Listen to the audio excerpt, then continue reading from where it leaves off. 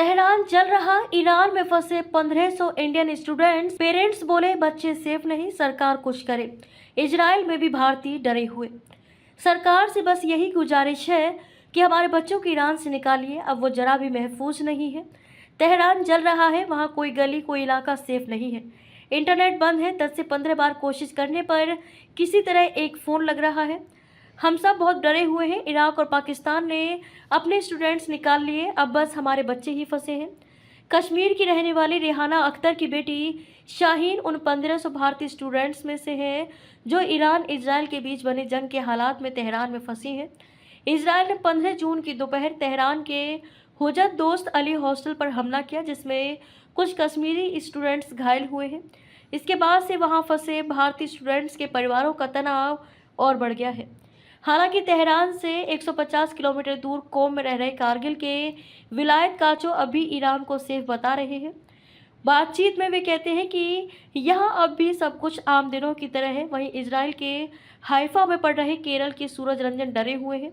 वे कहते हैं इस बार हालात सबसे ज़्यादा डरावने हैं।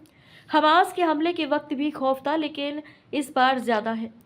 संघर्ष के पहले 3 दिनों में इजरायली हमलों से ईरान में 138 लोग मारे जा चुके हैं, जिनमें 9 न्यूक्लियर साइंटिस्ट और 20 से ज़्यादा ईरानी कमांडर्स शामिल हैं।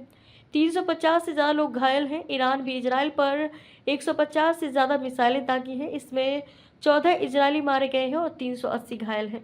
ईरान और इजराइल में रह रहे भारतीय स्टूडेंट्स और उनके परिवारों से बातचीत की, साथ ही अंतर्राष्ट्रीय मामलों के एक्सपर्ट से समझने की कोशिश की कि इजराइल और ईरान के बीच अगर जंग बढ़ी तो भारत पर क्या असर होगा। ईरान में करीब 1500 भारतीय स्टूडेंट्स पढ़ रहे हैं। इनमें करीब 1300 कश्मीरी हैं। 15 जून को इजराइल की एयर स्ट्राइक में तेहरान का हुज्जत दोस्त अली हॉस्टल भी निशाना बना। ये कश्मीरी स्टूडेंट्स का ठिकाना है। हमले में कुछ स्टूडेंट्स जख्मी भी हुए हैं। इसके बाद से इनके परिवार वापसी के लिए परेशान है।